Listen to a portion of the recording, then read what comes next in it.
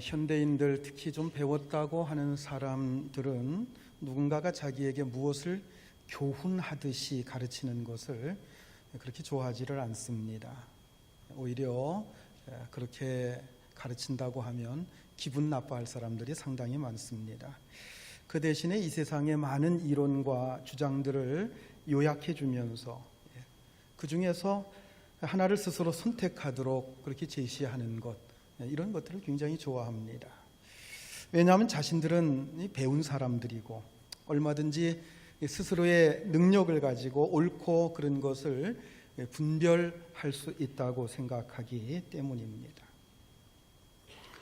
사도 바울이 살았던 당시에 거대한 로마 제국 안에는 가장 두드러진 두 부류의 사람들이 있었습니다. 그 중에 하나는 헬라인들이었고요, 그 중에 하나는 유대인들이었습니다. 이 두 부류의 사람들은 로마라고 하는 이 거대한 세력 속에 속해 있었습니다. 로마라고 하는 세력은 마치 거대한 용광로와 같았습니다. 이 세상에 어떤 학문이나 사상, 어떤 종교까지도 이 로마라고 하는 그 용광로 안에 흘러 들어가기만 하면 이 자취도 찾아볼 수 없을 정도로 그 특성이나 그 어떤 존재감 같은 것이 거기에 다 혼합이 되어서 그냥 다 로마인들로, 로마의 사상으로 흡수되어 갔다고 하는 것입니다. 그런데 유독 로마 제국 안에서 녹지 않을 뿐만 아니라 오히려 그 로마에 큰 영향력을 끼친 부류가 있었는데 바로 헬라인들과 유대인들이었다고 하는 것입니다. 자, 헬라인들이 가지고 있는 자존심이 무엇입니까? 그것은 그들이 가지고 있는 철학 사상, 그리고 자기들이 가지고 있는 놀라운 지성이라고 하는 것입니다. 그리고 유대인들이 가지고 있던 자존심은 무엇입니까? 수천 년 동안 흘러내려온 이 선민 사상, 이 종교성을 그들은 굉장히 자부심 있게 생각하고 있었습니다. 자, 그런데 사도 바울은 이 두 부류의 사람들에게 하나님의 복음이 철저하게 무시당하고 있는 것을 경험을 했습니다. 바울이 그리스 아테네, 헬라 지역에 있는 아테네에 가서 헬라인들에게 복음을 전했습니다. 그런데 처음에는 그들이 관심을 가지는 듯 하더니 금방 실망해버리고 말았습니다. 그 이유는 그리스도의 육체의 부활에 대해서 사도 바울이 증거했기 때문입니다. 헬라인들은 이원론적인 사고를 가지고 있는 사람들입니다. 즉 정신적인 것, 영적인 것은 선한 것이고 육체적이고 물질적인 것은 악한 것이라고 하는 생각입니다. 그들은 육체를 영혼의 감옥이라고 생각을 했어요. 그래서 영혼은 아주 선한 것인데 이 영혼이 바로 육체라고 하는 이 악한 그 속에 갇혀 있었다고 하는 거예요. 육체는 감옥이고 그 속에서 영혼이 헤어나지 못하고 있다고 하는 것입니다. 그래서 그 영혼이 자유를 얻고 진정한 구원을 얻고 참된 행복을 얻기 위해서는 어떻게 해야 됩니까? 이 육체가 없어져야 됩니다. 육체가 소멸돼야 됩니다. 쉽게 말하면 이 육체가 어떻게 돼야 돼요? 죽어야 된다고 하는 거예요. 그래서 그들은 이 죽음을 이렇게 찬양했던 거지요. 죽음이라고 하는 것이 아주 좋은 것이라고 그렇게 헬라 철학이 가르치고 있습니다. 그런데 예수님께서 육체로 부활하셨다고 하는 그 말을 듣고 이것은 자기들의 사상과 전혀 맞지 않다고 생각을 하는 거예요. 어떻게 구원자가 악한 육체를 다시 입을 수 있느냐라고 하는 겁니다. 그리고 하나님이 인간의 몸을 입고 이 세상에 오셨다고 하는 것도 맞지 않다고 생각을 했어요. 하나님이 선한 분이라고 한다면 그분이 어떻게 악한 육체를 입고 이 땅에 올 수가 있느냐는 것입니다. 자, 그런가 하면 유대인들은 종교적인 행위를 굉장히 중요한 것으로 여겼습니다. 율법을 지키고 절기를 지키고 또 제사를 드리는 여러 가지 종교 행위를 중요시했습니다. 자, 그런데 그 중에서도 특히 그들이 중요시 여긴 게 있어요. 그것은 선지자들이 일으켰던 여러 가지 기적과 표적, 이런 것들을 굉장히 중요하게 생각했다고 하는 것입니다. 그래서 유대인들은 선지자들이 일으킨 많은 표적들 때문에 그 선지자들, 특히 표적을 많이 일으켰던 모세나 엘리야와 같은 그 선지자들을 숭배하는 사상까지 나오게 되었습니다. 사실 선지자란 하나님의 도구로 쓰임받은 자들이에요. 그들은 하나님의 말씀을 전하기 위한 수단으로 하나님께서 부르셔서 그들을 사용하셨습니다. 그런데 말씀을 전하는 그 수단 가운데 이 표적이라고 하는 것, 기적이라고 하는 것을 나타낼 수 있도록 하나님이 능력을 부여해 주신 것입니다. 그냥 말씀만 전하면 저게 하나님의 말씀인지 아닌지 사람들이 구분 못하고 저 사람이 진짜 선지자인지 아닌지 구분할 수 없기 때문에 기적을 행할 수 있는 능력을 주어서 말씀을 전하게 하면 그 백성들이 하나님의 선지자로구나 해서 말씀을 받아들이게 하기 위한 것, 이것이 바로 하나님의 뜻이었습니다. 그러니까 중요한 것은 뭐예요? 말씀입니까? 기적입니까? 말씀이 중요한 겁니다. 그런데 유대인들은 하나님의 말씀에는 관심이 없습니다. 선지자들이 일으킨 기적이나 표적에만 관심을 가지고 있었다고 하는 것입니다. 예수님께서 십자가에 달리셨을 때 그 모습을 보면서 유대인들 중에서 그렇게 조롱을 합니다. 내가 만일 하나님의 아들이거든 그 십자가에서 당장 뛰어내려 봐라. 그 기적을 보여주면 우리가 믿을 수도 있겠다. 정말 예수님께서 십자가에서 뛰어내렸다고 한다면 상당히 많은 유대인들이 예수님을 하나님의 아들로 또는 선지자로 믿었을 거예요. 그러나 예수님께서는 십자가에 비참하게 죽으셨어요. 그러니 그렇게 십자가에 무기력하게 죽으신 예수를 유대인들이 어떻게 하나님의 아들이나 선지자로 받아들일 수 있었겠습니까? 여러분, 여기서 우리가 볼 수 있는 것이 무엇입니까? 당대 최고의 지성인들과 종교인들이 그 나름대로의 자기들의 틀을 다 가지고 있다고 하는 것입니다. 그래서 자기들의 그 틀에 맞지 않으면 아예 처음부터 인정하지 않으려고 들었던 것입니다. 지금 사도 바울이 고린도 교회에 편지하는 그 내용을 우리가 지금 살펴보고 있습니다. 사도 바울이 고린도 교회, 이 고린도 교회는 아테네 옆에 있는 도시입니다. 헬라의 한 중심에 있는 그 도시입니다. 그 교회에 편지하면서 우려하고 있는 것이 무엇입니까? 바로 그들이 이러한 지성이나 종교성이라고 하는 틀 속에 갇혀 있을 가능성이 있기 때문입니다. 당시 세상에서 최고의 지성을 가진 그 헬라인들과 그리고 최고의 종교성을 가진 유대인들이 십자가의 복음을 미련한 것이라고 평가해 버립니다. 자, 그렇다고 한다면 고린도 교회 교인들의 신앙이 근본적으로 흔들릴 수도 있다는 겁니다. 초대교회 시대에는 기독교를 아주 미련한 것으로 보는 사람들이 많았습니다. 그 이유는 당시 기독교인들 거의 대다수가 아주 가난한 사람들이었고 그리고 아주 배우지 못한 무식한 사람들이 대부분이었습니다. 그런가 하면 기독교가 가지고 있는 핵심 내용이 무엇입니까? 그것이 바로 십자가와 부활이라고 하는 것 때문이었습니다. 그래서 이 십자가의 복음이 이방 세계에서 아주 부끄러운 것으로 여겨졌습니다. 그래서 바울은 지금 고린도 교회 교인들에게 말하려고 하는 것이 바로 이것입니다. 십자가의 복음과 유대교와의 차별성을 말하려는 거예요. 십자가의 복음과 헬라 철학 사상과의 차별성을 말하려고 하는 것입니다. 그런 것들은 십자가의 복음과는 본질적으로 다르다고 하는 것을 말씀하고자 하는 거예요. 여러분, 오늘날 우리가 교회에서 흔히 보게 되는 경향이 무엇입니까? 설교에서 죄에 대해서 지적하는 것이 점점 사라져가고 있다는 거예요. 그리고 십자가 보혈에 대한 이야기를 성도들이 듣기 싫어한다는 것입니다. 그 대신에 치유라든가 위로라든가 평강이라든가 아니면 행복, 축복 이런 것들을 좋아합니다. 그리고 철학적인 사상이나 도덕적인 메시지를 굉장히 좋게 생각하고 관심 있어 합니다. 그런데 목사가 강단에 올라서기만 하면 죄에 대해서 지적하고 예수의 피를 자꾸 강조하고 이러면은 성도들은 자꾸 얼굴을 찡그리게 되고 뭔가 야만적인 가르침을 듣고 있는 것만 같은 그런 생각을 하게 된다는 거예요. 여러분, 이것이 바로 신헬라주의이고 이것이 바로 신유대주의라고 하는 것입니다. 그러므로 사도 바울이 오늘날 우리 한국교회에 온다고 하면 또다시 오늘 이 본문의 말씀을 다시 하지 않을까, 저는 그렇게 생각을 합니다.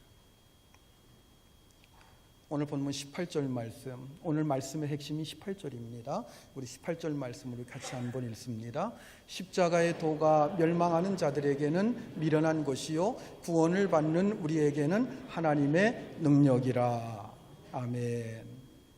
사도 바울이 뭐라고 얘기합니까? 십자가의 도가 뭐예요? 십자가의 복음을 말하는 거예요. 십자가의 복음이 멸망하는 자들에게는 미련한 것이요 구원을 받는 우리에게는 하나님의 능력이다 라고 말씀을 합니다.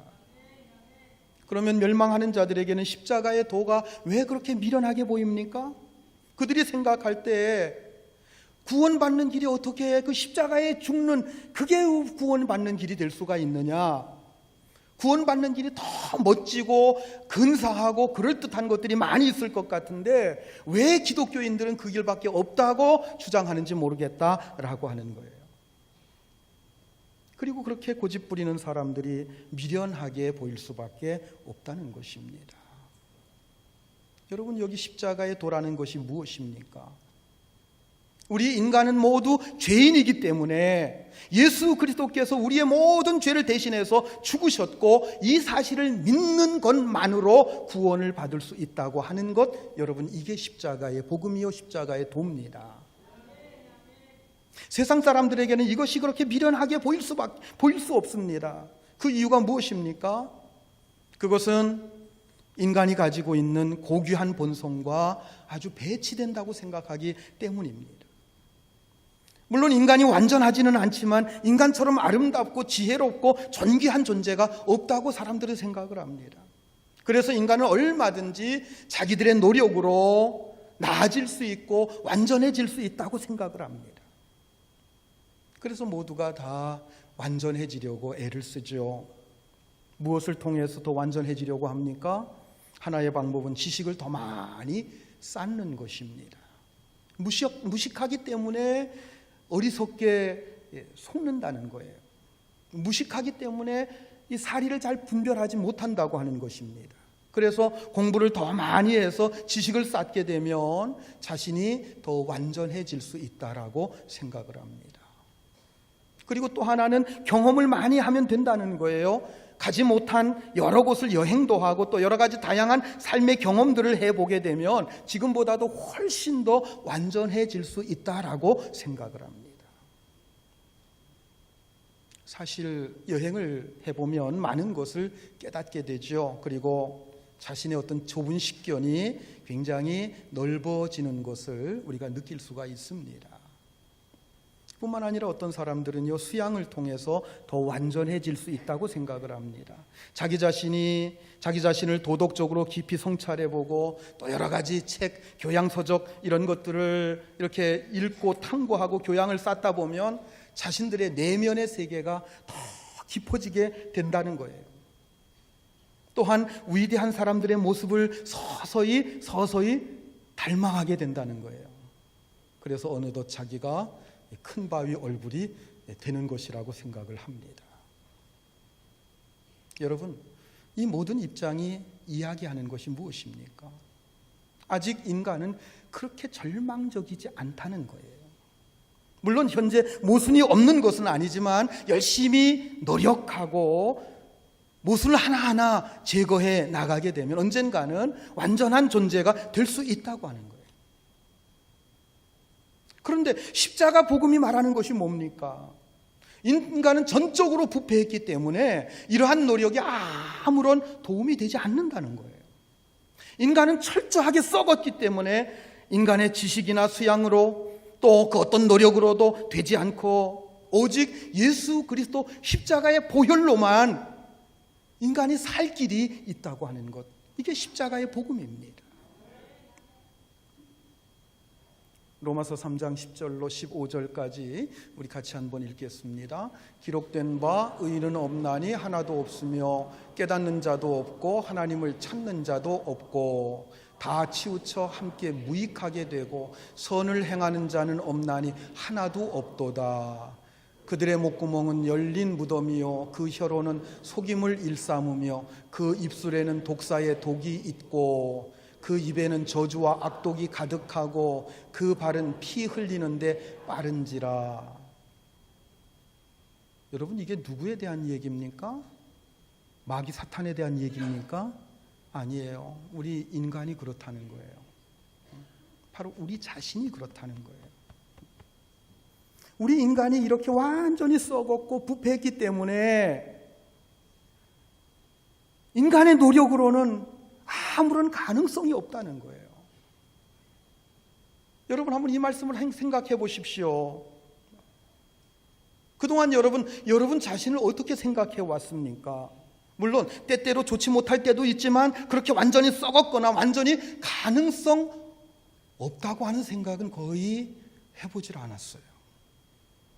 오히려 하나님의 말씀이 너무 사람들을 비관적으로 보고 있지 않는가, 그런 생각 때때로 하지 않습니까? 인간이 가지고 있는 좋은 가능성을 완전히 무시해버리고 너무너무 인간을 극단적으로 몰아간다고 하는 그런 생각을 여러분 하고 있지 않습니까? 사람들이 십자가의 도에 걸려 넘어지는 이유가 바로 여기에 있는 거예요.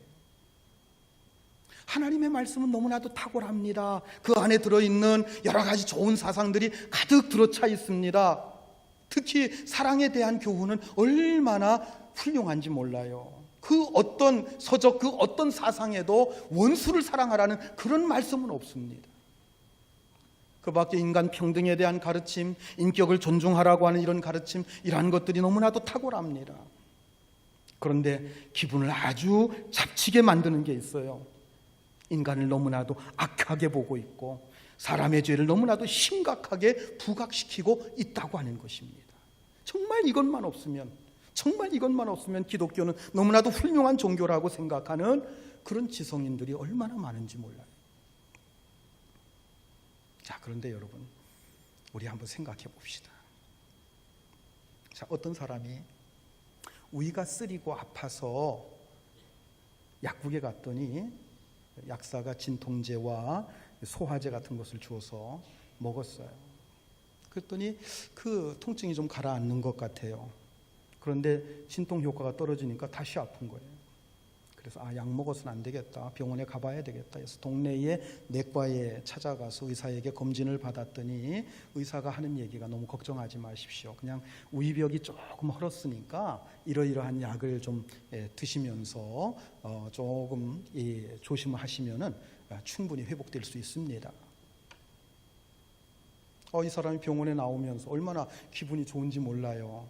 약만 좀 먹으면 나을 수 있구나, 아주 희망이 생겼습니다. 그런데 한 군데서만 이렇게 진단을 받는 것이 불안해서 좀 큰 병원에 가서 내가 진단을 받아야 되겠다 생각을 해서 서울에 있는 이 종합병원에 가서 며칠 입원해 가면서 이제 검진을 쭉 받게 됐어요.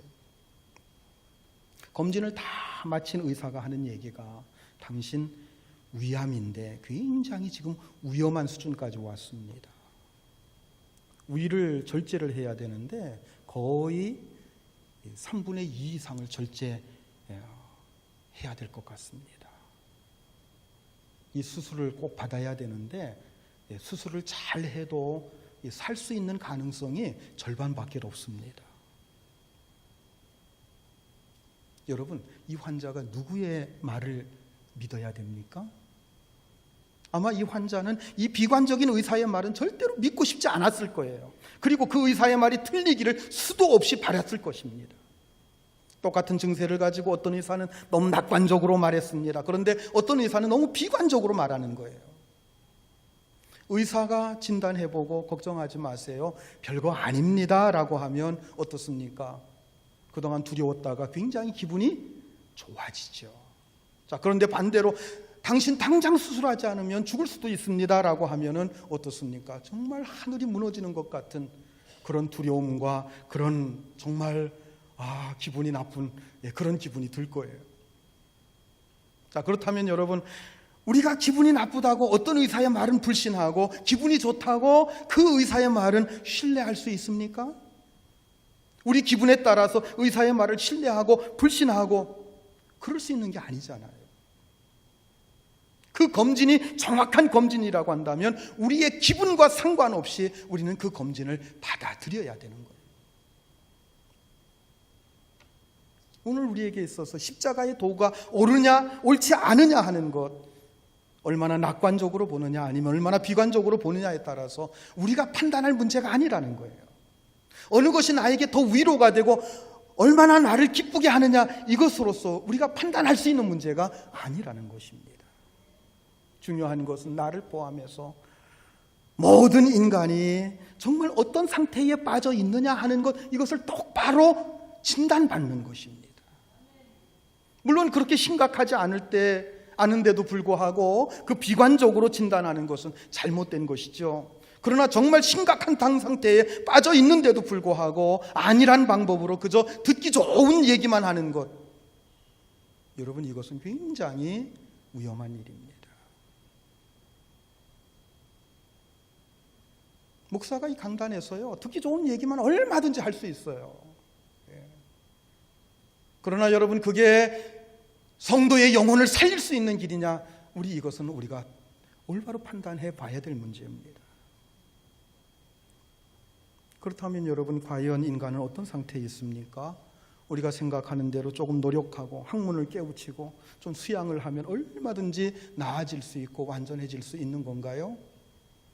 아니면 지금 너무나도 절망적인 상태에 있기 때문에 십자가라고 하는 목숨을 건 수술을 꼭 받아야 되는 것입니까? 결국 어느 것이 옳으냐 하는 것, 이것은 우리 인간의 상태를 정확하게 우리가 보는 것, 이것과 직결되는 문제라는 거예요. 여러분, 인류가 한때 그런 생각에 빠져 있을 때가 있었습니다. 봉건주의 사회가 무너지고 지금 서구 사회를 얘기하는 겁니다. 정치적으로 민주주의 시대가 도래했습니다. 그리고 산업혁명이 일어나면서 2차 산업, 3차 산업이 막 발달하게 되고 기계 문명 시대가 되면서 사람들이 물질적으로도 풍요를 누리기 시작했어요. 그리고 인쇄술의 발달로 인해서 많은 이 책들이, 서적들이 쏟아져 나오면서 사람들의 지식 수준이 굉장히 높아져 갔습니다.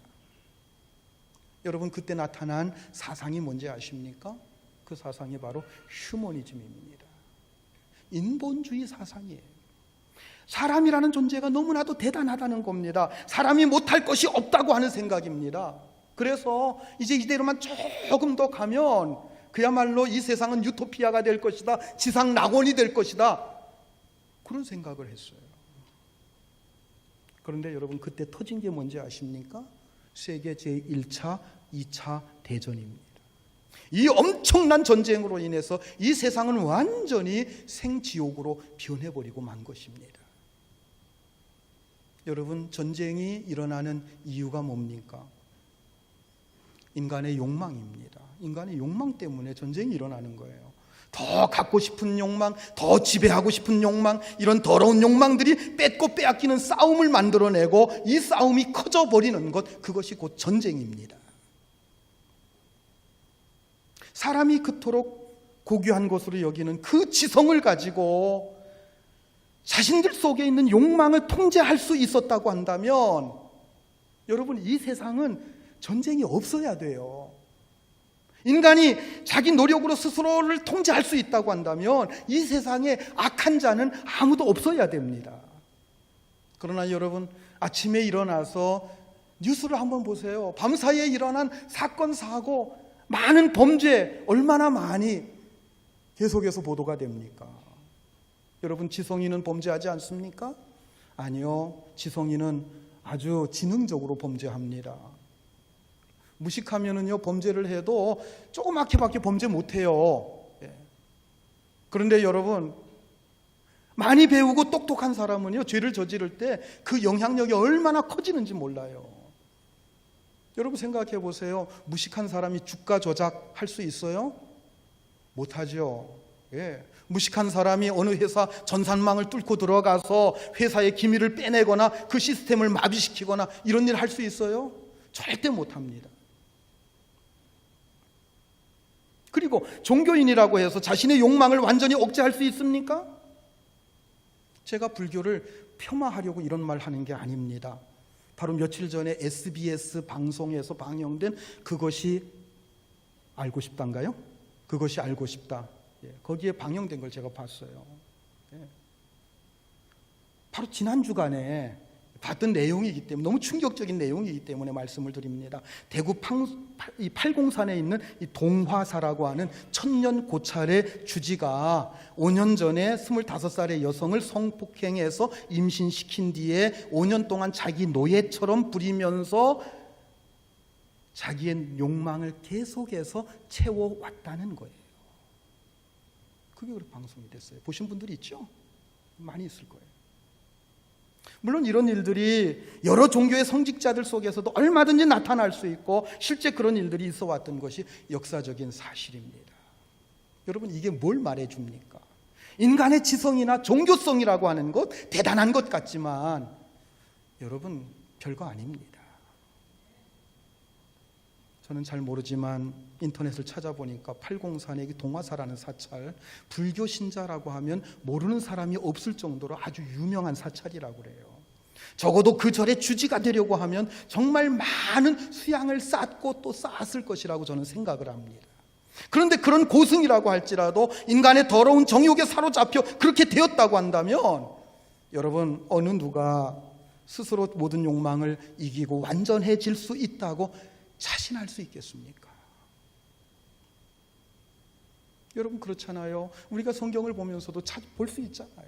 그토록 훌륭한 하나님과 늘 교제하고 하나님의 말씀을 쥐하로 묵상했던 성분 다윗도 한순간에 충동에 의해서 엄청난 범죄를 저지르고 말지 않았습니까?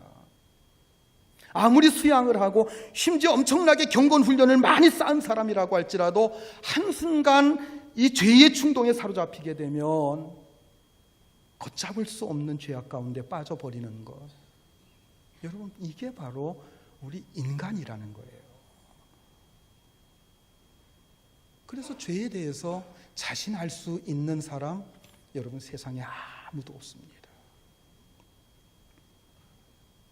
다윗이 범죄한 후에 하나님께서 나단 선지자를 보내서 그 죄를 책망했을 때 그가 하나님 앞에 엎드려서 통해 자복하면서 쓴 시가 있는데 그 시가 시편 51편 말씀입니다. 시편 51편 3절로 5절까지 우리 같이 한번 읽습니다.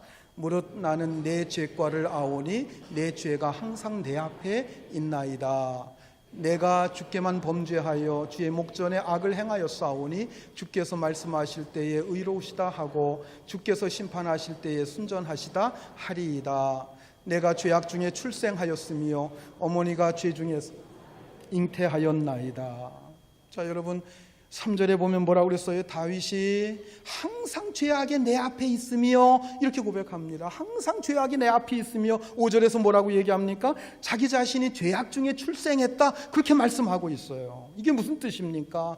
자신은 태어날 때부터 죄를 가지고 태어난 존재라고 하는 거예요. 어쩔 수 없이 죄를 지을 수밖에 없는 그런 존재일 뿐이라고 하는 것입니다. 그래서 늘 죄를 끌어안고 그렇게 살아왔다고 하는 거예요.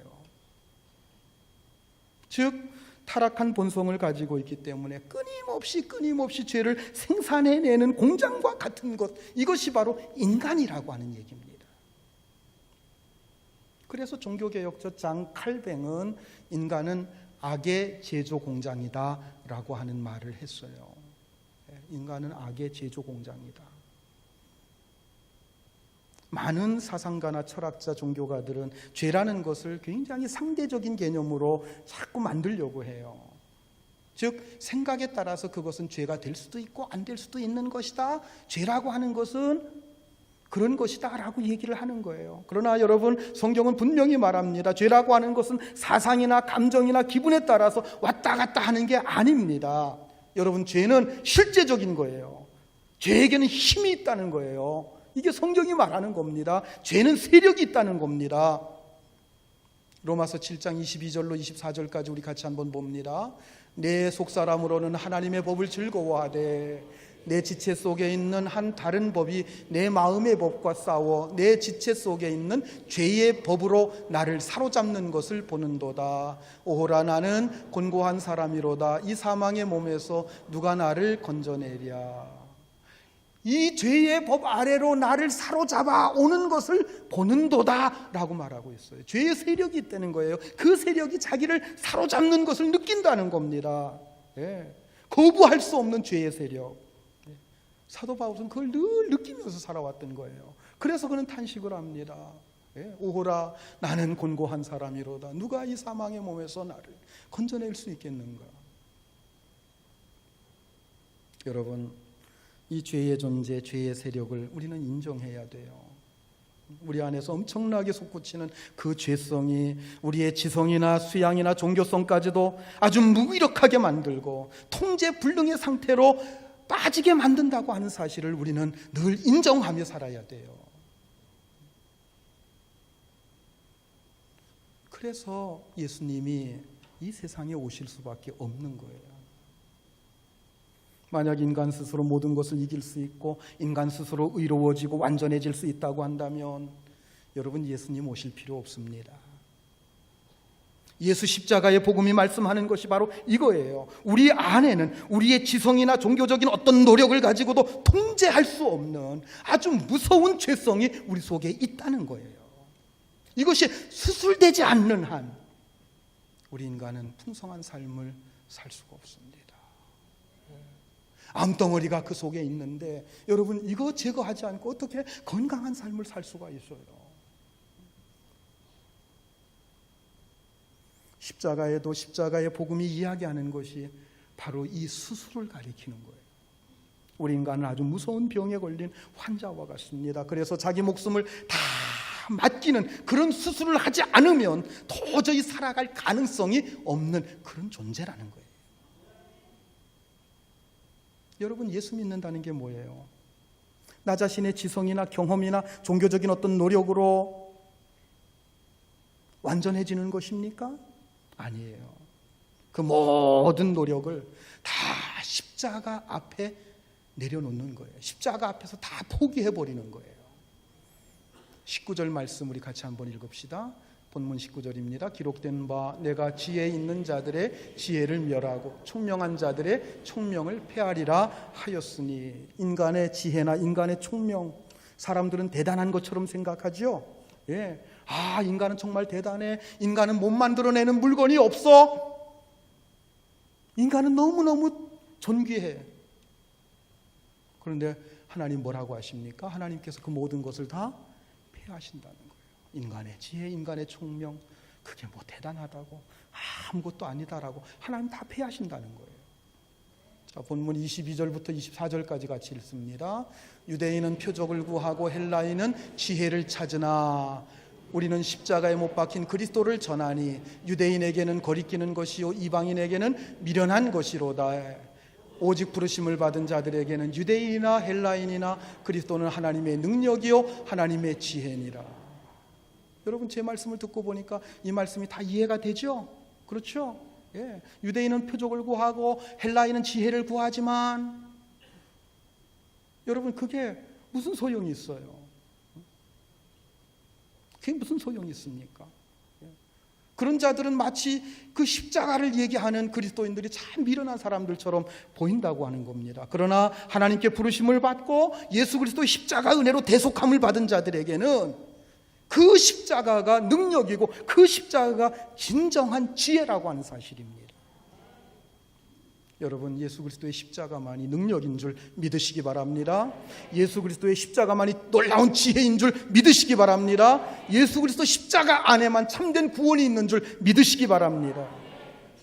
이제 마지막으로 21절 말씀 같이 읽겠습니다. 하나님의 지혜에 있어서는 이 세상이 자기 지혜로 하나님을 알지 못하므로 하나님께서 전도에 미련한 것으로 믿는 자들을 구원하시기를 기뻐하셨도다. 아멘. 예수 그리스도의 십자가는 전해줘야 된다는 거예요. 자기 스스로 알 수 있는 인간이 아무도 없다는 겁니다. 아무리 명상과 수양을 많이 한 고승이라고 할지라도, 많은 것을 탐구하고 연구한 대학 교수라고 할지라도 인간의 지혜, 스스로의 지혜를 가지고서 이 십자가의 복음을 알 수가 없다는 거예요. 그래서 이 십자가의 은혜로 구원받고 이 십자가의 도가 얼마나 놀라운 것인가 하는 것을 경험한 바로 우리들이 전해줘야만 된다는 거예요. 이렇게 전도하는 것을 세상 사람들은 미련하다고 할 거예요. 그러나 여러분, 이것이 하나님이 기뻐하시는 방법이라는 겁니다. 그러므로 이 전도라고 하는 이 미련한 방법, 이것을 가지고 이 세상에 복음을 알지 못해서 멸망을 향해서 가는 저 세상 사람들을 향해서 열심히 복음을 전하는 여러분들이 되시기를 주의 이름으로 축원합니다. 기도하시겠습니다. 우리 이 시간 같이 한번 말씀을